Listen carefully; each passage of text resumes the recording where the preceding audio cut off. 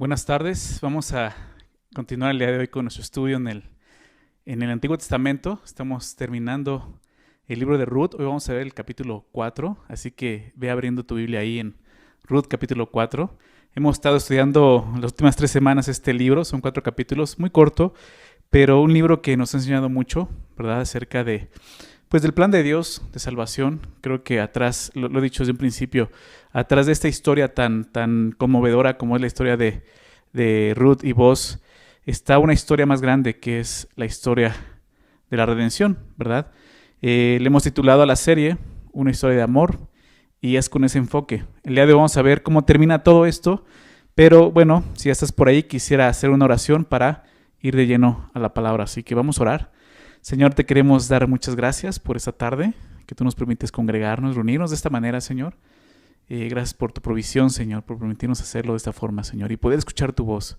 Sabemos que eres tú, Señor, quien escribió, Señor, este libro y eres tú quien quiere hablarnos a través de él. Así que es lo que te pedimos, Señor, que nos des la oportunidad y la bendición de escuchar tu voz en esta tarde, Señor. Que seas tú hablando en la vida, en los corazones de cada uno que estamos presentes, Señor. Te lo pedimos en nombre de Jesús. Amén. Muy bien. El capítulo 3 nos dejó con mucha expectativa, ¿verdad? De lo que sucedería con Boaz y con Ruth. Recordemos un poco la historia. Quizás no escuchaste las otras enseñanzas, los otros capítulos, pero recordemos un poco qué es lo que está pasando en la historia.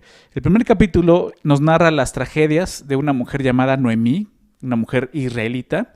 Y déjame recordarte cuáles fueron esas tragedias. La primera tragedia es que haya hambre ahí en Judá, donde vive ella junto con su esposo y sus 2 hijos. Y su esposo, llamado Elimelech, toma la mala decisión de abandonar su tierra, la tierra que Dios le había dado como posesión, la tierra prometida, como israelita, y se va a los campos de Moab, ¿verdad?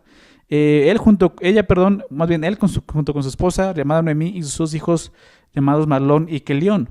Ellos salen de la tierra de Judá hacia los campos de Moab. Y ahí en Moab sucede la primera tragedia, ¿no?, fuerte para ella, que es la muerte de su esposo. ¿Sí? Lo primero que sucede es esto, la muerte de su esposo, lo vemos en el capítulo 1.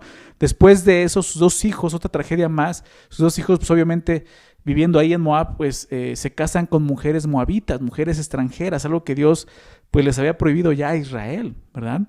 Y durante 10 años, lo que nos dice el texto también es que ellos no tienen ninguna descendencia, no tienen hijos. Y llegan los 10 años sin hijos, ¿y qué sucede? También los 2 hijos de Noemí mueren. Esos 2 hombres, Kelión y Mahlón, mueren, dejando a Noemí, ahora sí, desamparada y con 2 nueras que ahora son viudas, ¿verdad? Eso es lo que vemos en el capítulo 1, nos narra eso, ¿no? Vemos estas dos nueras que quieren ir con Noemí. Noemí toma pues creo que la decisión más correcta que vemos en el capítulo 1, que es regresar, ¿verdad?, a la tierra que Dios le había prometido, ¿no?, a la familia de su esposo y de ella, al ser israelitas. Y las 2 nueras quieren regresar, ¿no? Estas 2 nueras llamadas Ruth y la otra se llama Orfa. Ellas quieren regresar junto con ella, pero pues Noemí les dice: yo no tengo nada que ofrecerles allá. Mejor quédense aquí tienen un futuro, ¿verdad? Una de ellas regresa, Orfa, y la otra no. La otra decide seguirla, que es Ruth, ¿verdad? Ruth la moabita, porque es de Moab. Decide seguirla y realmente ella hace un compromiso con su suegra importante, ¿no? Al final del capítulo la vemos a las 2 regresando a esa tierra, la tierra de Judá, pero como te decía, no viene Noemí sola, viene con su nuera Ruth, que decide seguirle prácticamente hasta la muerte, dejando atrás todo su trasfondo pagano, ¿no?, para servir al Dios de Israel. Eso es lo que vimos. Sin embargo, Noemí llega a Judá con mucha amargura en su corazón, ¿sí?, diciendo: el Todopoderoso me ha puesto en esta amargura. ¿Sí? Por lo tanto, ella pide: ya no me llamen Noemí, su nombre que se llamaba placentera, sino ahora llámenme Mara, que significa amargura, a ese grado. Sin embargo, el capítulo termina con una luz de esperanza, el capítulo 1, porque ellas llegan a Judá al inicio de la siega de la cebada. Y eso nos lleva al capítulo 2, donde vemos a Ruth pidiendo permiso a su suegra para ir a espigar, ¿verdad?, recoger algo de comida, de alimento, al campo. Llegando al campo de un hombre llamado Boaz, ¿no? Vemos, el capítulo 2 nos presenta a este hombre llamado Boaz, un hombre rico, un hombre atento, con buenos modales y sobre todo un hombre piadoso, un hombre temeroso de Dios, el cual reconoce la nobleza de esta mujer, de Ruth la moabita, al regresar junto con su suegra a una tierra que no es su tierra y a un pueblo que no es su pueblo. encontrando, como él lo menciona y lo dice claramente en el capítulo 2, verso 12, encontrando refugio en el Dios, encontrando refugio bajo las alas del Dios de Israel, precisamente es lo que él reconoce. Y entonces él le permite a ella espigar en su campo durante toda la siega de la cebada y el trigo. Así termina el capítulo 2. Durante todo ese tiempo pasaron meses donde él le permitió hacerlo, ¿verdad? Y mostrándole benevolencia, pero yo creo que en todo ese tiempo empezó a ver algo en ellos, ¿no? O sea, ya viendo la historia así como vedora, dices como que igual y empezó a ver química, ¿no? Como decimos, fueron enamorando, ¿no? Entonces llegamos al capítulo 3 donde Noemí, que es la suegra, ve una oportunidad en Booz, una oportunidad de redención. ¿Sí? Así es como se expresa y es lo que vamos a estar viendo, es lo que hemos estado viendo. El libro de Ruth, el tema principal habla de la redención, ¿sí? Y lo vemos obviamente lo que vamos a ver hoy en el matrimonio, en la vida de Ruth y de Booz, pero sobre todo el tema de la redención de la humanidad, ¿sí? Está detrás de todo esto, está ese plan de Dios, ¿ok? Fíjate lo que dice el verso 20, el capítulo 2, ahí es donde se presenta por primera vez esta palabra. Dice el verso 20, y dijo Noemí a su nuera, sea el bendito de Jehová, dice, pues que no ha rehusado a los vivos la benevolencia que tuvo con los que han muerto. Después le dijo Noemí, nuestro pariente, esa palabra pariente significa, habla del Redentor. Es aquel varón y uno de los que pueden redimirnos, ¿sí? Entonces ella ve esa oportunidad de redención. Y ella le pide, ya en el capítulo 3, lo vimos la semana pasada, le pide que se encuentre con vos para hacerle saber esto, hacerle saber su deseo de ser redimida por él. Eso está en el capítulo 3, en el verso 9. Dice, entonces él le dijo, ¿quién eres? Y ella respondió, yo soy Ruth, tu sierva. Dice, extiende el borde de tu capa sobre tu sierva, por cuanto eres pariente cercano. Esa misma palabra, pariente cercano, es la palabra que se usa como redentor. Entonces, vemos que en la historia, los que vimos la semana pasada, Booz muestra el deseo de actuar a favor de Noemí y de Ruth, aceptando redimirla. Pero cuando la historia parece marchar así perfectamente, ¿no?, para que ellos puedan unir sus vidas, Booz, mostrando que es un hombre justo, un hombre honrado, declara que hay un pariente más cercano que él. Él dice, pero hay un pariente más cercano. Hay un pariente más cercano, por lo tanto él tiene el derecho de redimir primero que yo. Y lo justo es que primero pues hable con él para ver si quiere hacer esto, ¿sí? Entonces, el capítulo 3 termina con la declaración de la suegra, Noemí, diciéndole a Ruth que espere para ver cómo terminará el asunto.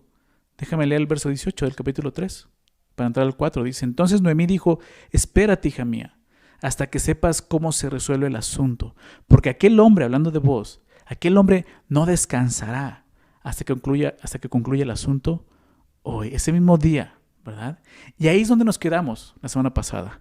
¿Qué va a suceder? ¿Qué va a pasar con esa historia? Quizás ya no aguantaste las ganas y leíste el capítulo 4, ¿verdad? Y ya viste qué es lo que pasó. Y quizás ya lo conoces, ya lo sabes, pero vamos a ver qué es lo que va a suceder y qué va a pasar, ¿no? ¿Será redimida por el pariente más cercano? ¿O realmente será redimida por vos? Vamos a ver qué sucede. Dice así el verso 1. Vos subió a la puerta y se sentó allí. Y aquí pasaba aquel pariente de quien vos había hablado. Y le dijo, fulano, ven acá y siéntate. Y él vino y se sentó.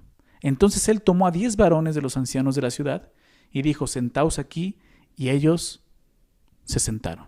¿Qué sucede? Vos va a empezar a arreglar el asunto. Él quiere, realmente está interesado en redimir a Ruth, ¿no? Y él pues va a ver qué está pasando con este pariente, ¿no? Ahora, aquí nuevamente vemos esta palabra tan importante en el libro, ¿sí? Esta palabra que, como te decía, le va a dar todo el sentido a la historia. No solo a la historia de Ruth y de Booz, también a la nuestra. El término hebreo es Gaal, o como otros lo pronuncian, Goel, ¿sí? Que habla de eso, del redentor. La palabra se llega a traducir como redimir, como redentor, como también se traduce como pariente cercano, refiriéndose al pariente redentor, y algunas veces en la Biblia aparece como vengador. Ahorita vamos a ver por qué. Déjame empezar por esto. La palabra redimir significa esto. Redimir significa liberación por medio del pago de un rescate. Eso es redención, eso es redimir, liberar por medio del pago de un rescate. ¿Sí? Es lo que vos tiene que hacer. ¿Sí? Claro, él no va a pagar en sí, bueno, va a pagar porque va a comprar obviamente la propiedad, pero también tiene una obligación para adquirir eso y poder traer libertad, en este caso, a Noemí, a Ruth, que es su nuera, y sobre todo, pues a la familia de Elimelech, que ya es el difunto, ¿no? Entonces, la primera vez que aparece en el libro de Ruth esta palabra es en el capítulo 2, versículo 20, que ya lo cité hace un rato, ¿verdad? Que es cuando Noemí ve la oportunidad de esa redención y le dice a Ruth eso. Es la primera vez que aparece. Después se sigue mencionando, en el capítulo 3 se vuelve a mencionar unas 4 o 5 veces más. Pero el capítulo en el que más se repite es el capítulo 4. De las 16 veces que aparece en el libro de Ruth, esa palabra, 9 veces aparece en este capítulo. Porque de eso se trata este capítulo. El libro de Ruth nos habla de redención, pero el clímax de la historia, donde sucede la redención, es aquí en el capítulo 4, el capítulo que estamos estudiando el día de hoy. Déjame hablarte acerca de esto, de lo que es el Redentor, ¿no? Porque empezamos a ver de qué se trata esto. El Redentor sería, como vemos, un pariente cercano, empezando obviamente por un hermano de sangre. Y si no hubiese un hermano de sangre, entonces tendría que ser otro pariente más cercano, podría ser un primo, podría ser un tío, etcétera, etcétera, ¿verdad? Y la ley, estaba en la ley dictaba 3 funciones de este pariente redentor. Básicamente eran 3 funciones. La primera aparece en Levítico 25. No voy para allá, ya hemos visto algunas, ya estudiamos Levítico, la ley ya la estudiamos, ahí aparecen esas leyes. Solamente las voy a citar por si quieres anotarlas y revisarlas en casa. La primera es Levítico 25, muy claramente, verso 47 al 49. Era esta, la primera función era comprar la libertad del israelita que se había vendido a la esclavitud por dificultades económicas. Si un israelita se quedaba pobre, podía venderse a otro israelita, ¿sí? Como un siervo, como un trabajador, y entonces pues ese israelita vería por él y obviamente lo mantendría, ¿no? Pero puede encontrar su libertad cuando un pariente pagara por esa libertad, ¿ok? Esa es la función en este caso del pariente redentor. La segunda función era comprar la propiedad de un israelita que se había visto forzado a vender esa propiedad por necesidad económica también. No solamente él, sino vender su propiedad. Igualmente, ahí en Levítico 25, verso 25 al 34, aparece esa sección. Ahora, es algo importante que mencionar. Había otra ley, existía también la ley del jubileo. Sí, del año del jubileo. Ahí en ese mismo capítulo, Levítico 25, aparece eso. Verso 10, donde explica eso. Cada 50 años era el año del jubileo, que prácticamente se convertía en el año de la libertad, donde todas las propiedades y las tierras regresaban a su dueño original.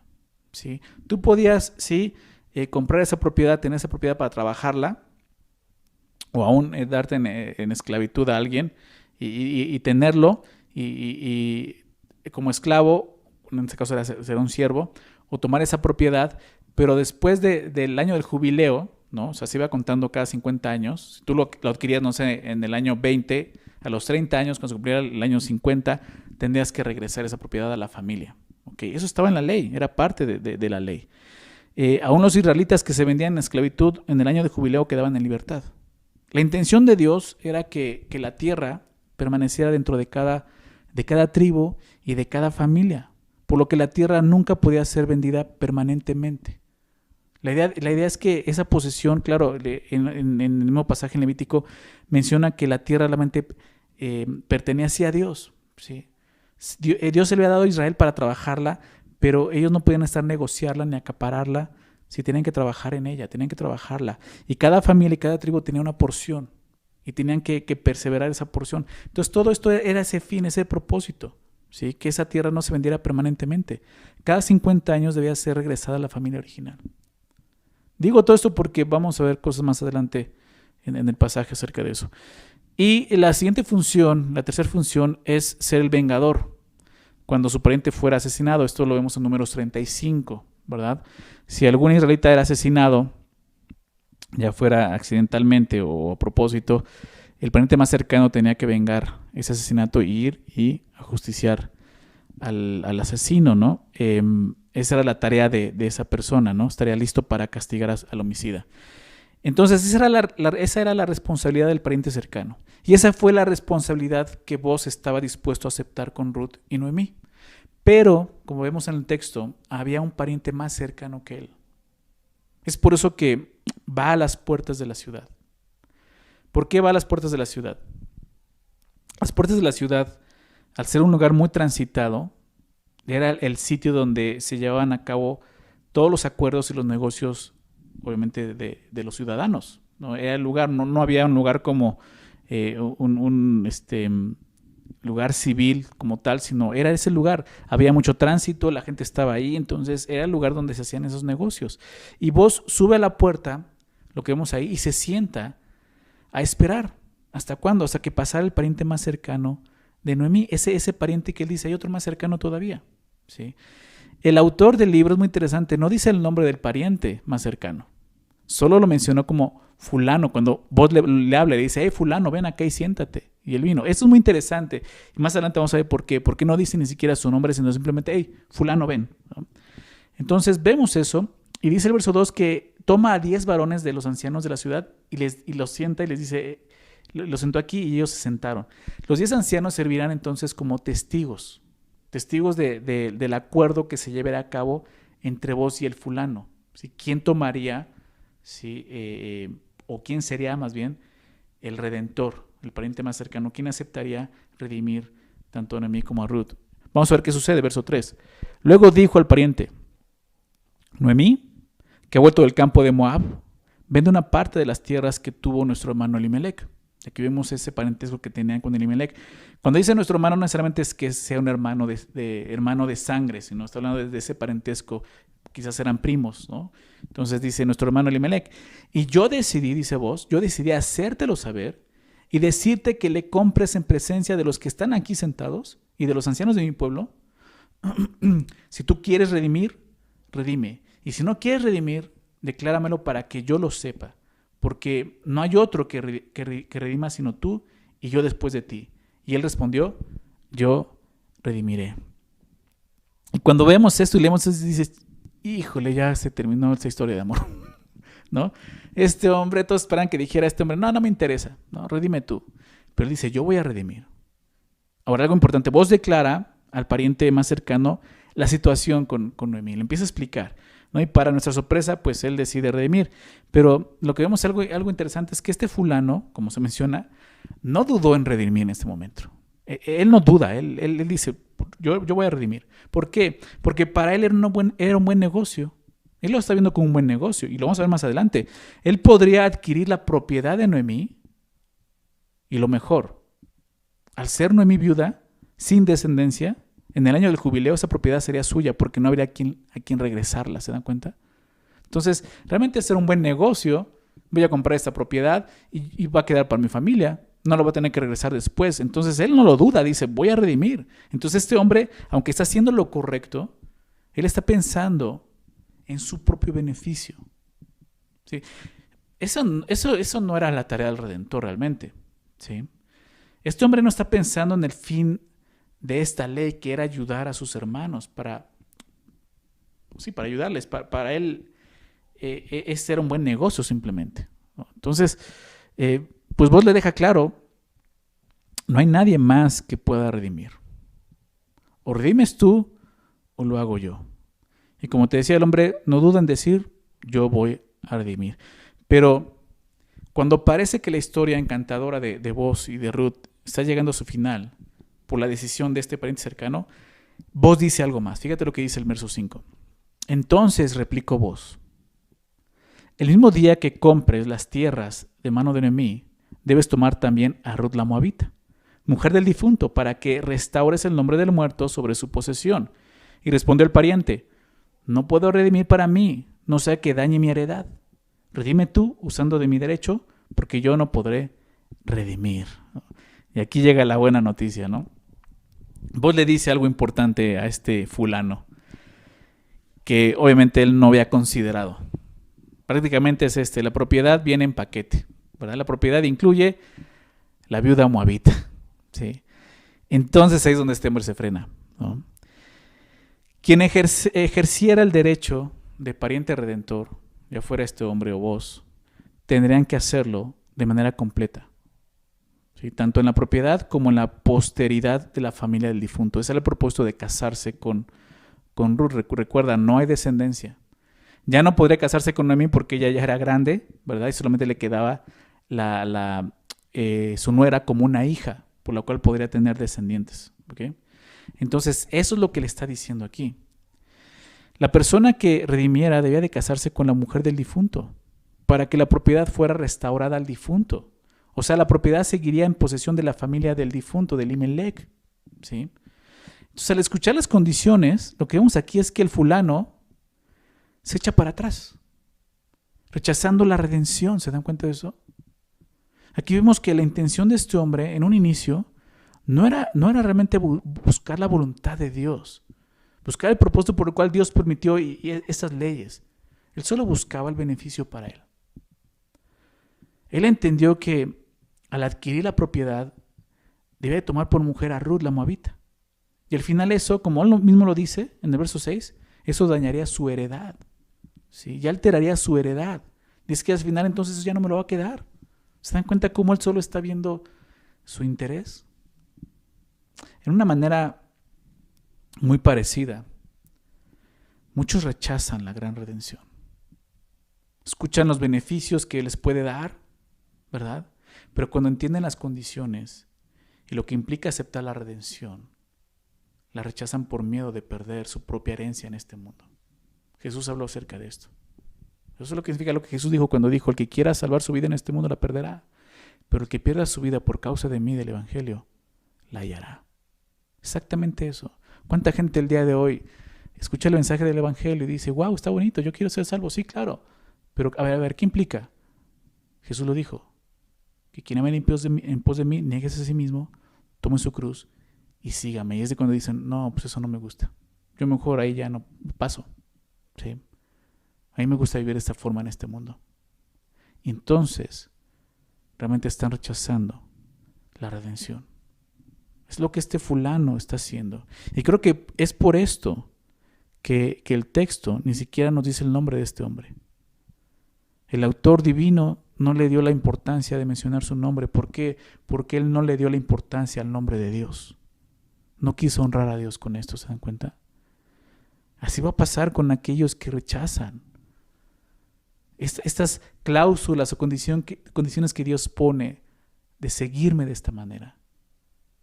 Al final del Sermón del Monte, en Mateo 7, verso 23, ustedes recuerdan, Jesús lo dice, ¿no?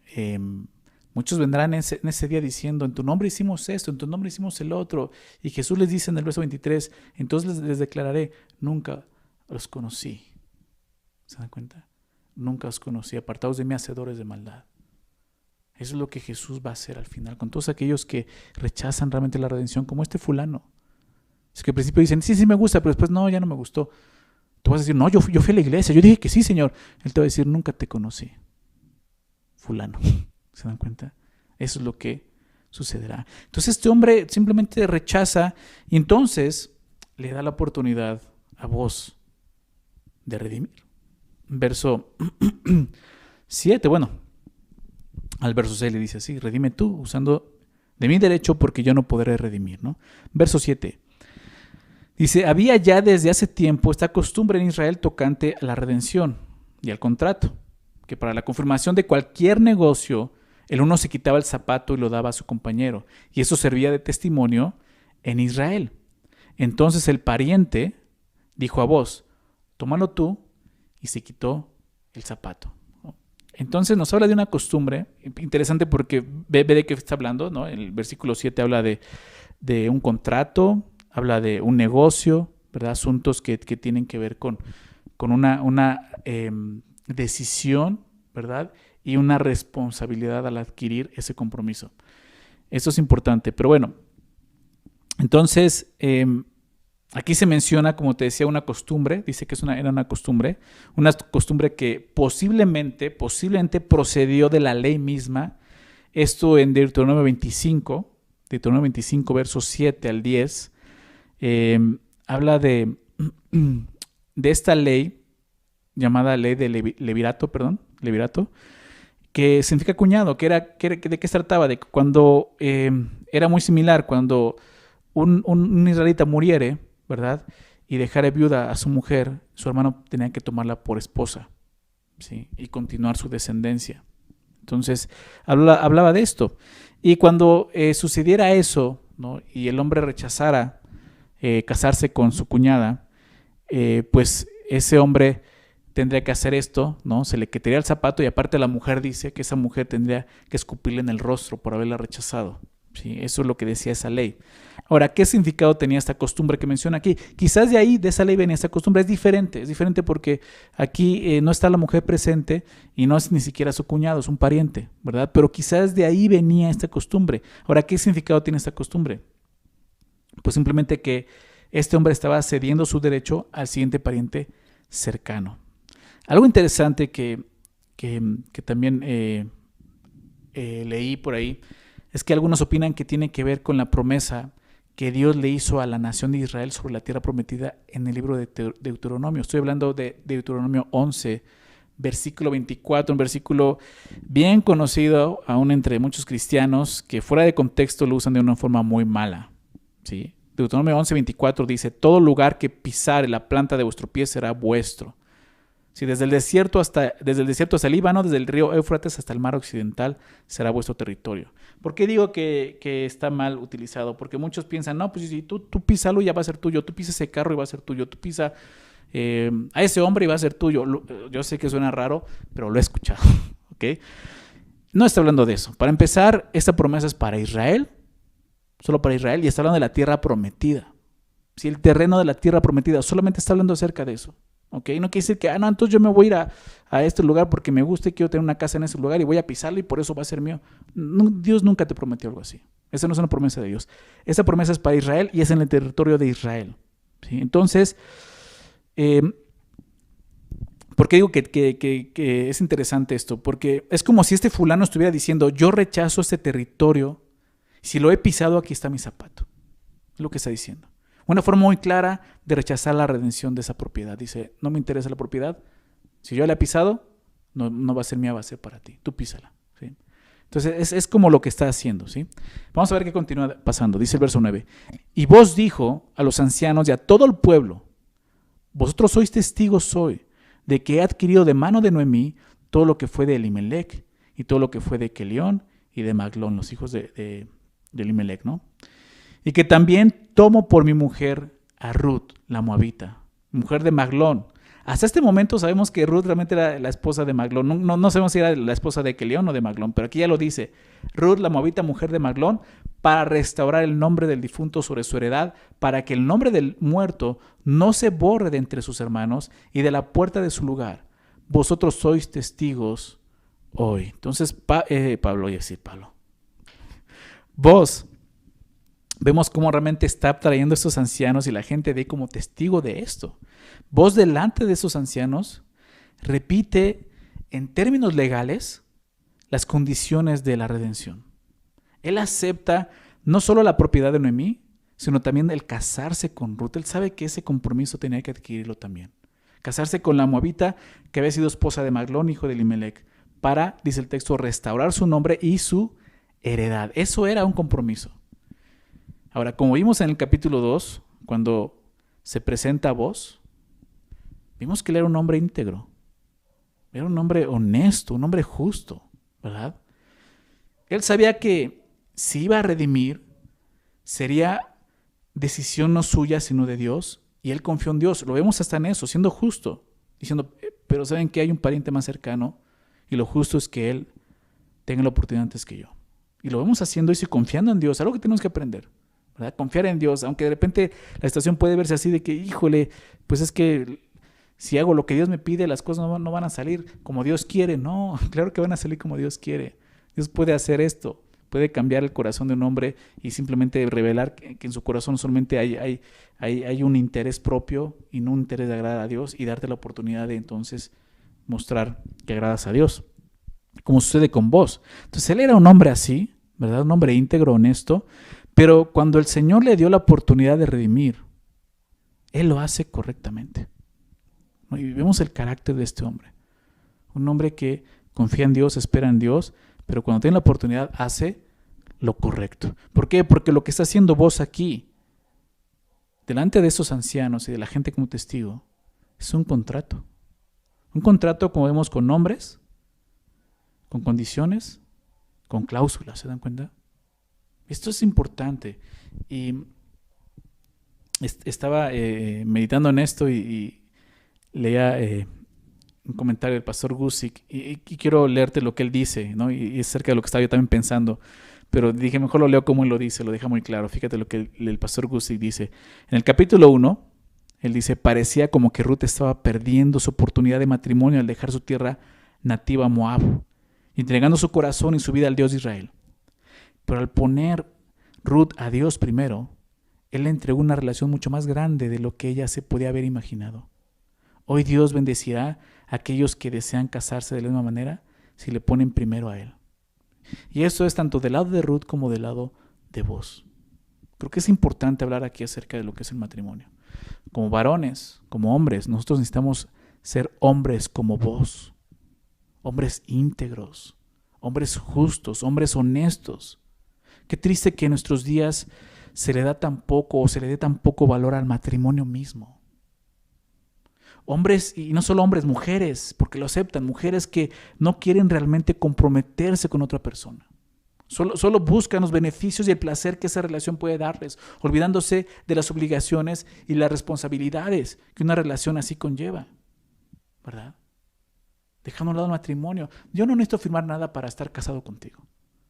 O sea, una unión libre. He hablado de esto otras veces. La misma palabra unión libre es algo que lo está explicando. Es una unión libre. Son libres de qué, de irse en el momento que ellos quieran. ¿Sí? ¿Qué seguridad hay en eso? ¿Qué compromiso? ¿Qué responsabilidad? ¿Quieres estar al lado de una persona así? Que en cualquier momento, por cualquier capricho, pueda abandonarte y dejarte. Qué triste, ¿no? No seamos así, no seamos como este mundo. Como creyentes necesitamos valorar, estimar correctamente lo que es el matrimonio. Sí, es un compromiso. Sí, es un compromiso que vemos aquí. Es un contrato que tenemos que firmar, en el cual hay condiciones. Si hay partes bonitas, hermosas, claro, pero hay otras partes donde tú tienes que dar, tienes responsabilidades. Y eso es lo que la gente no quiere. Por eso yo no tengo por qué firmar, ¿no? Si realmente amaras a una persona, como dices amarla, no tendrías problemas con firmarlo, con firmar un contrato, ¿verdad? Hombres, mujeres que son como el fulano que veamos, ¿verdad? Que solo busca su propio interés, dispuesto a renunciar cuando no les sea algo conveniente. Como creyentes debemos demostrar la integridad de Booz, dispuestos a aceptar todas las condiciones y cláusulas del matrimonio que fue instituido por Dios, ¿verdad? No, es que ya no me gustó. Sí, al principio era pues sí, muy lindo, atento, pero pues ya no es lo mismo, ¿no? O sea, el amor puede terminar, ese tipo de amor puede acabarse en un matrimonio, pero está un amor mayor que ese, el amor de Dios. Y creo que muchas veces los matrimonios cristianos llegan a fracasar por eso, porque se olvidan del verdadero amor. Fundamentan su matrimonio en un amor que es romántico.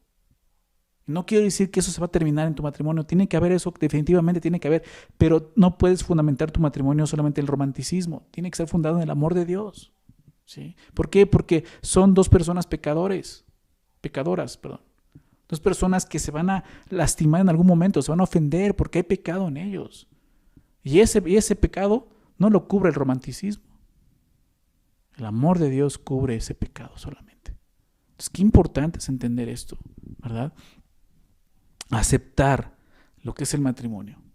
Aceptar y ver, como lo vemos aquí, que es realmente un contrato, ¿verdad? Que estamos firmando, que tiene sus cláusulas, sus condiciones que tengo que aceptar, ¿sí?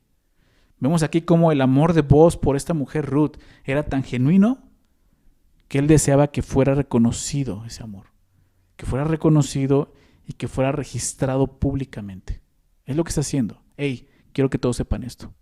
Voy a tomar a esta mujer como mi esposa. Voy a comprar la tierra, pero también la tomo a ella como mi mujer. ¿Para qué? Para darle descendencia.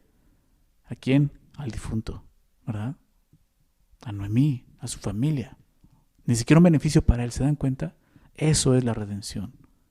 Vamos a continuar viendo qué sucede. Verso 11. Y dijeron todos los del pueblo que estaban a la puerta con los ancianos: testigos somos. Ya imagino a todos aplaudiendo bien felices. ¡Wow! ¿No? Testigos somos.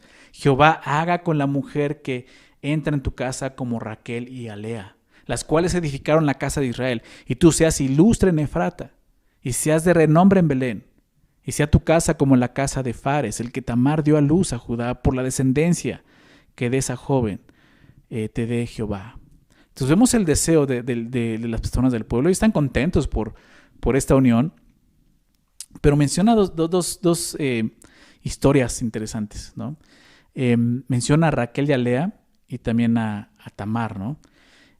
Dos historias que están en el libro de Génesis, y empezando por Raquel y Lea, recordemos, ellas fueron las dos esposas de Jacob, de donde provienen las 12 tribus de Israel, ¿no? A pesar de la fertilidad de una de ellas, de Raquel. Recuerdas, ella no podía tener hijos, pero Dios le concedió tener hijos.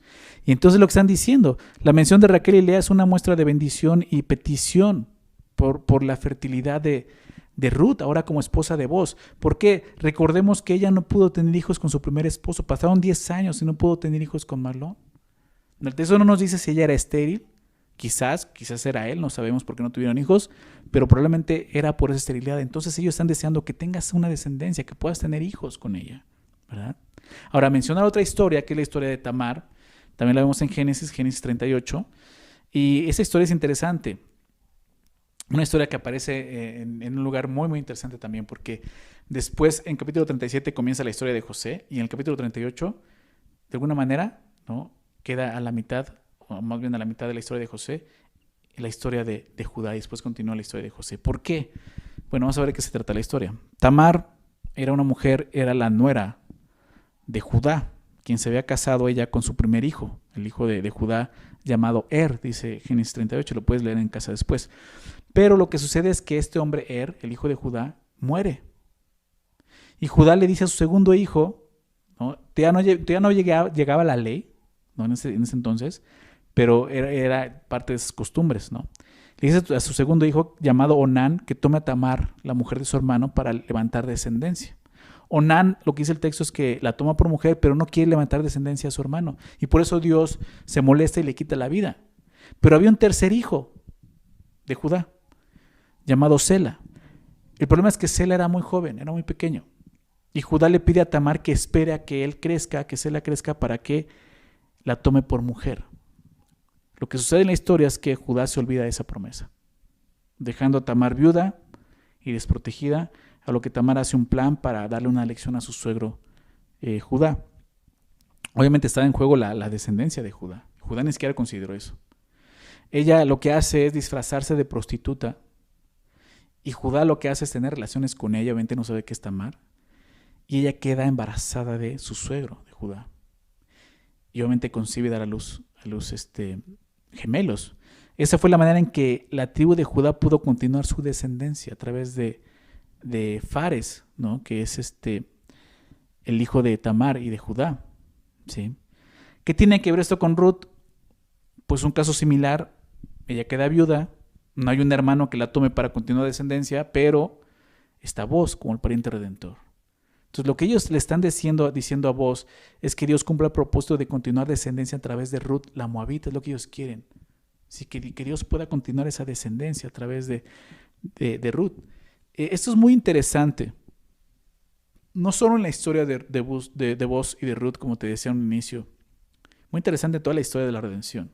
Sí, claro, tú ya la tenemos toda en la Biblia, lo podemos ver. Ellos aún no lo entendían. De alguna manera, todo lo que está pasando aquí es en parte algo de profecía, ¿verdad? Porque están hablando de la tribu de Judá. Recuerda dónde era Noemí, de la tribu de Judá. Elimelec era de la tribu de Judá. Entonces, la descendencia que iba a seguir por la tribu de Judá, que vamos a ver al final, ¿ok? Pero ese era lo que estaban pidiendo. Ahora, hay algo interesante que se menciona en esos versículos, que también le desean a Boaz. En el verso 11 al final le dice: tú seas ilustre en Efrata y seas de renombre en Belén. Realmente están deseando eso, que seas ilustre, que seas reconocido en todo Efrata y en Belén por esto, ¿sí? Pero vamos a ver qué sucede ahora en el verso 13. Dice: Boaz, pues, tomó a Ruth, y ella fue su mujer. Y se llegó a ella, y Jehová le dio que concibiese y diese a luz un hijo. Y las mujeres decían a Noemí: loado sea Jehová. Esto significa alabado sea Jehová, que hizo que no te faltase hoy pariente. Vamos a decir nuevamente esa palabra, pariente, redentor, cuyo nombre será celebrado en Israel, el cual será restaurador de tu alma y sustentará tu vejez. Pues tu nuera, que te ama, lo ha dado a luz. Y ella es de más valor para ti que 7 hijos. ¿No? La palabra 7 habla de perfección en la Biblia. Entonces estás diciendo, esta mujer ha venido a hacer más que eso, ¿no? En tu vida. Y tomando Noemí el hijo, lo puso en su regazo y fue su haya. Y le dieron nombre las vecinas diciendo: le ha nacido un hijo a Noemí. Y lo llamaron Obed. Este es padre de Isaí, padre de David. Es interesante lo que sucede aquí, lo que las mujeres le dicen a Noemí. Aquí ya le están diciendo esto a Noemí. Después de que obviamente Booz toma a Ruth como mujer, ella concibe, da a luz un hijo, ¿verdad? Recordemos que este hijo, digamos que no va a ser el hijo de Booz, sino va a traer el nombre, la descendencia de Elimelech, ¿recuerdas? A través de Malón, que fue el primer esposo de Ruth. Pero lo que le dicen es interesante a esta Noemí. Ellas le dicen que el bebé de Ruth y Booz es su redentor, ¿te das cuenta? Déjame leerlo. Las mujeres, verso 14, decían a Noemí: alabado sea Jehová, que hizo que no te faltase hoy pariente.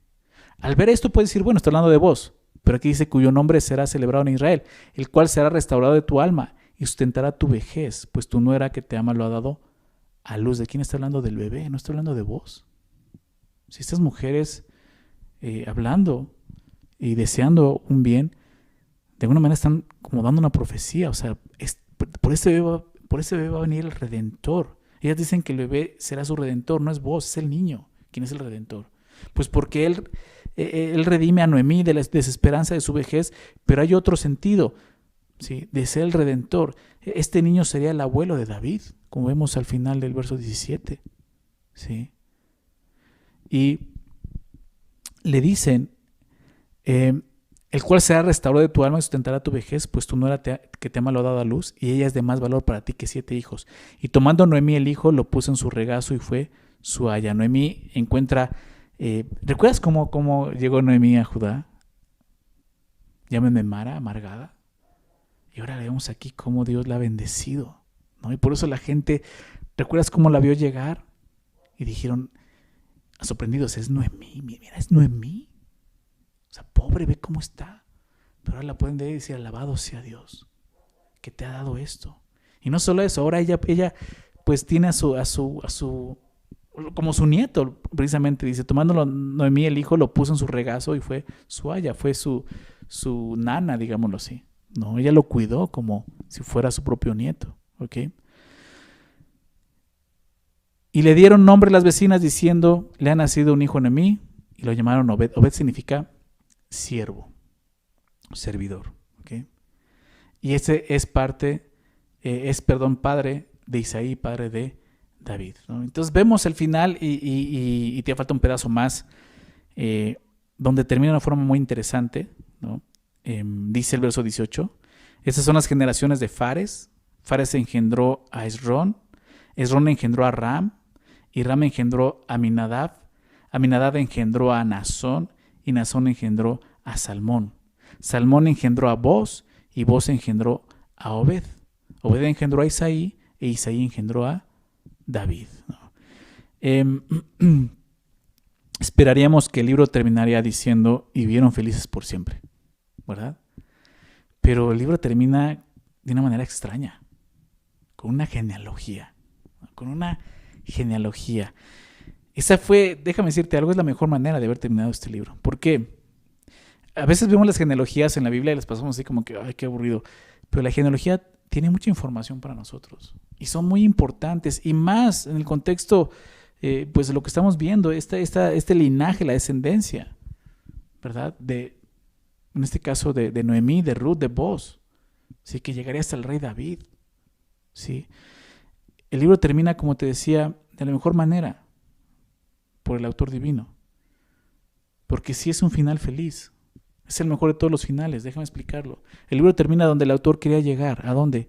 A David, ¿sí? Claro que esto es la antesala y es lo que nos va a dar la entrada al siguiente libro, que es el libro de los Reyes, donde va a presentar más adelante al rey David como segundo rey de Israel, pero el rey más importante y más grande que tuvo Israel. Pero el escritor nos lleva hacia David. La familia de Noemí, de Ruth y Boaz llega a conectar con el linaje real de este gran rey de Israel, el rey David. ¿Y por qué a David? Porque él fue quien recibió otra promesa de Dios. ¿Sí? ¿Por qué digo otra promesa? La primera promesa la recibió Abraham, que le dijo: salte de tu tierra y parentela y ve a la tierra que yo te mostraré y te bendeciré, ¿verdad? De ti haré una gran nación y te bendeciré y serás de bendición, etcétera. Es una promesa que le dio, pero también a David le hizo una promesa muy importante. Sí, en 2 de Samuel, quiero que vayamos para allá. Lo vamos a estudiar más adelante.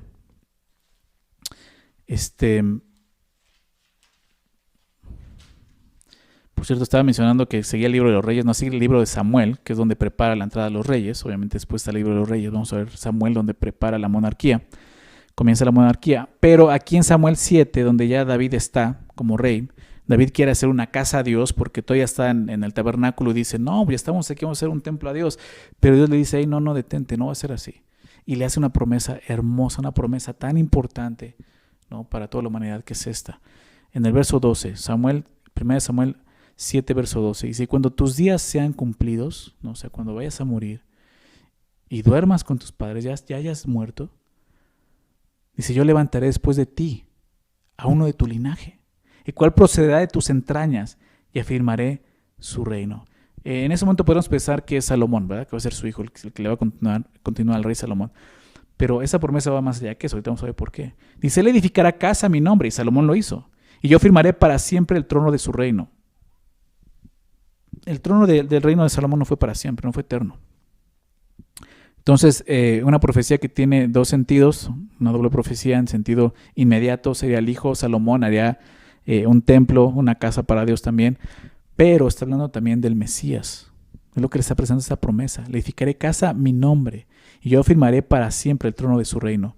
Yo le seré a él padre, y él me será mi hijo. Y si él hiciere mal, yo le castigaré con vara de hombres y con azotes de hijos de hombres. Es una referencia a la cruz, ¿verdad? Y no por lo que Jesús hizo mal, sino porque él llevó nuestra maldad. ¿Recuerdas eso? Pero mi misericordia, dice, no será apartada de él como la parte de Saúl, al cual quité de delante de ti. Y será firmada tu casa y tu reino para siempre delante de tu rostro. Y tu trono será estable, ¿cuánto tiempo? Eternamente. Eternamente. El día de hoy, ¿hay monarquía en Israel? No, esta monarquía se terminó en Babilonia, ¿verdad? Cuando Dios trajo juicio y los llevó 70 años a Babilonia, se acabó la monarquía. Lo vamos a ver más adelante. ¿De qué está hablando? Un reino más grande que el de David. ¿Se dan cuenta? Será firmada tu casa y tu reino para siempre delante de tu rostro, y tu trono será estable eternamente. Conforme a todas estas palabras y conforme a toda esta visión, así habló Natán a David. Es esta promesa del Mesías, ¿sí? La promesa de un redentor. Desde un principio te mencioné, la historia de amor de la que habla Ruth va más allá de la historia de amor de un hombre y una mujer.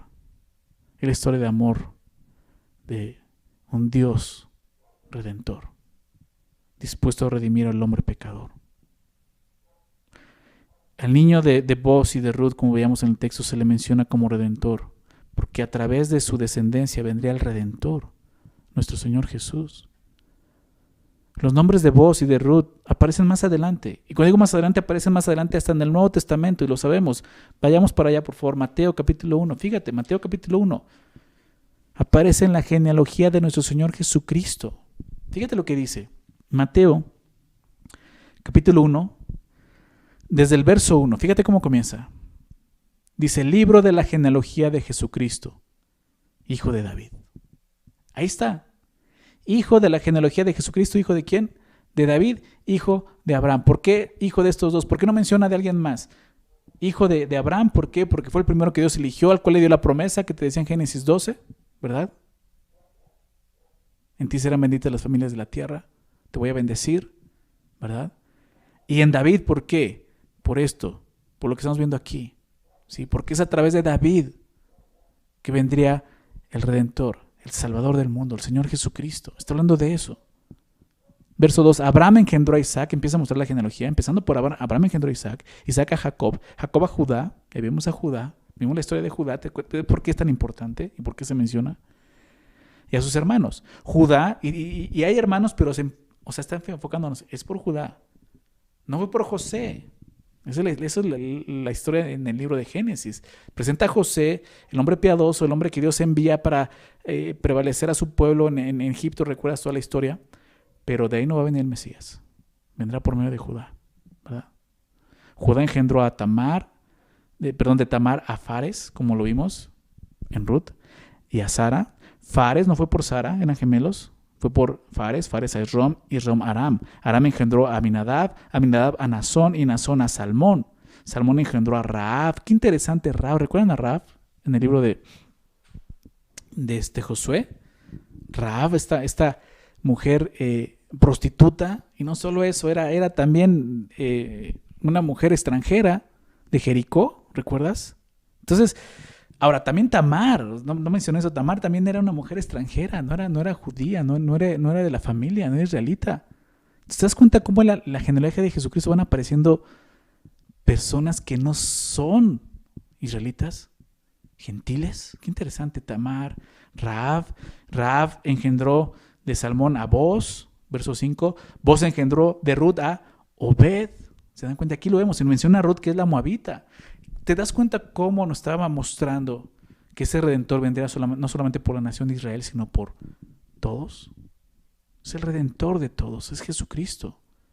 Y Obed a Isaí, verso 6, y Isaí engendró al rey David, y el rey David engendró a Salomón, de la que fue mujer de Urías. Vemos al rey David presentado aquí. ¿Se dan cuenta?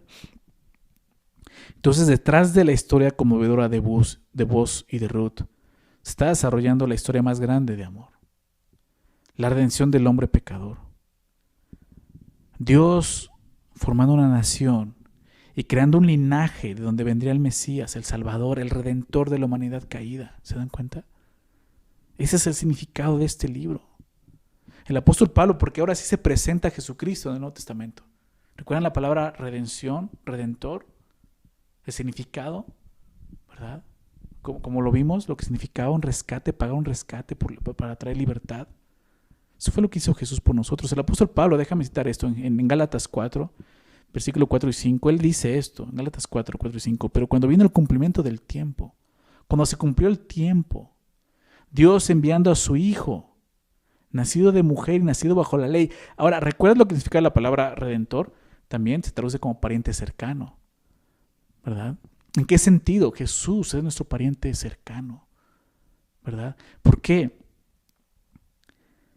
Porque Dios envía a su Hijo, nacido de mujer y nacido bajo la ley, nacido de mujer para ser pariente cercano. Dios no era como nosotros y se hizo como nosotros, se acercó a nosotros, ¿lo ven? Como un pariente cercano para redimirnos. Y dice el texto, nacido de mujer, nacido bajo la ley, para que redimiese a los que estaban bajo la ley, a fin de que recibiésemos la adopción de hijos. La liberación, la libertad. Jesús es nuestro pariente redentor, porque Él siendo Dios se hizo hombre, para ser semejante a nosotros y morir en una cruz para redimirnos, ¿se dan cuenta? Vemos cómo se va cumpliendo. Claro, vos es un tipo de Jesucristo, ¿verdad? Es un tipo, o sea, refleja el carácter de Jesús de una forma muy clara. Pero nuestro gran Redentor es Jesucristo. Vino a redimirnos, a pagar un precio por nosotros. Más adelante, en el libro de Apocalipsis, al final de la Biblia, nos dice lo que está sucediendo en el trono de Dios, ¿sí? Lo que va a estar sucediendo, donde vamos a estar nosotros un día alabando a Dios, glorificándole y quizás uniéndonos a estas voces. Fíjate lo que dice Apocalipsis 5, 8 al 10, dice así, déjame leerlo. Dice, y cuando hubo tomado el libro, los 4 seres vivientes, hablando del Cordero, cuando hubo tomado el libro, los 4 seres vivientes y los 24 ancianos se postraron delante del Cordero. Todos tenían arpas y copas de oro llenas de incienso, que son las oraciones de los santos, y cantaban un nuevo cántico diciendo, fíjate lo que cantaban, digno eres de tomar el libro y de abrir sus sellos. ¿Por qué? Porque tú fuiste inmolado. Está hablando de Jesús. Tú fuiste inmolado y con tu sangre nos has redimido para Dios. ¿Se das cuenta? Nos has comprado para Dios con tu sangre preciosa. Dice la palabra primera de Pedro que no fuimos comprados con oro, plata, cosas corruptibles. Fuimos comprados con algo que es incorruptible, lo más precioso, lo más puro que puede haber, que es la sangre de Jesucristo. Aquí lo vemos, con tu sangre nos has redimido para Dios de todo linaje. ¿Se dan cuenta? Y lengua, pueblo y nación, no solamente Israel, de todo linaje. Jesús es el gran redentor de toda la humanidad. Y nos ha hecho para nuestro Dios rey y sacerdotes y reinaremos sobre la tierra. ¿Se dan cuenta? Esto no lo elegimos tú y yo, no lo conseguimos tú y yo. Esto Jesús lo hizo por nosotros. Su sangre preciosa derramada en la cruz para darnos redención. Hebreos dice, sin derramamiento de sangre no hay remisión de los pecados. Sí, no hay eso, no hay una remisión. Nuestra vida, comparándola con el libro de Ruth, era más trágica que la vida de Noemí en los campos de Moab. ¿Se dan cuenta? ¿Recuerdas qué trágica era la vida de Noemí? Nuestra vida era peor. Todos nosotros estábamos muertos en delitos y pecados, sin ninguna esperanza de redención. Así estábamos. No teníamos ni un pariente cercano. Pero Dios, déjame decirlo como lo dice Efesios 2, verso 4 y 6. Pero Dios, que es rico en misericordia, por su gran amor con que nos amó, aún estando nosotros muertos en delitos y pecados, nos dio vida juntamente con Cristo. Juntamente con Cristo, por gracia sois salvos. Y juntamente con Él nos resucitó y asimismo nos hizo sentar en lugares celestiales con Cristo Jesús. En lugares celestiales, en esos lugares donde un día estaremos junto a esos 4 seres vivientes y 24 ancianos postrados delante del trono de Dios, cantando: digno eres de tomar el libro, de abrir sus sellos, porque tú fuiste inmolado y con tu sangre nos has redimido para Dios de todo linaje y lengua y pueblo y nación. ¿Sí lo ven? Esa es la historia que está atrás de la historia de Ruth y de Boaz. La historia más grande de amor. La historia más grande de amor, que es el amor redentor de Dios por el hombre pecador, supera cualquier historia romántica humana. ¿Se dan cuenta? Es la historia de redención de Dios, redimiendo al hombre pecador. No hay mayor historia de amor que esta. Y si es la primera vez que tú estás escuchando esto el día de hoy, yo te animo que el día de hoy aceptes el sacrificio de Jesús, la redención. Claro, hay condiciones, como lo veíamos, que tienes que aceptar. No lo rechaces, no seas como ese fulano que solamente buscaba su propio interés. Dios nos compra para Él, para servirle a Él. Nuestra vida dedicada solamente a Él. Pero a través de eso Dios nos da la libertad del pecado, de la esclavitud de este mundo. Y no solo eso, nos da vida eterna. Y Dios quiere eso. El día de hoy, ya estamos en este periodo de gracia donde Jesús, su sangre, está activa y presente para poder limpiar y restaurar y redimir a cualquier persona que arrepentida al día de hoy reconozca su condición y se arrodille delante de Él y lo acepte como Salvador, Señor, Redentor. El día de hoy te animo a hacerlo. Y los que lo hemos hecho, qué hermoso poder recordar esto. Nuestro gran Redentor Jesucristo, nuestro Señor, nuestro Salvador. Todo esto, todo el Antiguo Testamento estaba señalando hacia ese punto, hacia allá, hacia allá, hacia allá. Y aquí lo vemos claramente. Es Jesús, nadie más. En ningún otro hay salvación. No hay otro nombre dado a los hombres debajo en esta tierra para poder ser salvos. Solamente en Jesucristo. Recordemos eso. El día de hoy celebramos, recordamos que tenemos un Redentor y ese Redentor es nuestro Señor Jesús. Vamos a dar gracias a Dios con una oración. ¿Okay? Padre, muchas gracias por tu palabra. Gracias por permitirnos el día de hoy llegar a la conclusión de este libro y poder terminar, Señor, viéndote a ti. Señor Jesús, viéndote como nuestro pariente cercano, Señor, que siendo Dios, tuviste que despojarte de ese lugar para ser nuestro pariente cercano y tomar un cuerpo humano, Señor. Y sin pecado, morir en una cruz por nosotros, pagar un rescate, Señor. Gracias, Señor Jesús, por amarnos de esta manera. Gracias por esa historia que vimos, que nos ha conmovido, Señor. Poder ver la historia, sí, esta historia de amor entre este hombre Boaz y esa mujer Ruth, Pero a través de esa historia, detrás de esa historia, la historia más grande de amor, Señor. Que eres tú, Padre, dando a tu Hijo sacrificio por el pecador. Gracias, Señor Jesús, por amarnos. Gracias, Señor, por haber aceptado cumplir, Señor, con esa misión y ser nuestro gran Redentor. El día de hoy, Señor, te adoramos. Y un día lo vamos a hacer delante del trono y juntos vamos a hacer ese cántico, Señor, de redención. Gracias, Señor Jesús. Gracias, Padre bendito, Señor, por tu palabra, por animarnos y recordarnos la gran redención, Señor. Ahora podemos vivir para ti, Señor, ya no para este mundo. Somos tuyos, te pertenecemos, tú nos compraste, Señor. Y solo por eso y a través de eso podemos tener una verdadera libertad, Señor. Gracias por amarnos y nuevamente gracias por haber enviado a nuestro gran Redentor Jesucristo. Te alabamos, Señor. Toda la gloria y toda la honra es para ti. En el nombre de Jesús. Amén.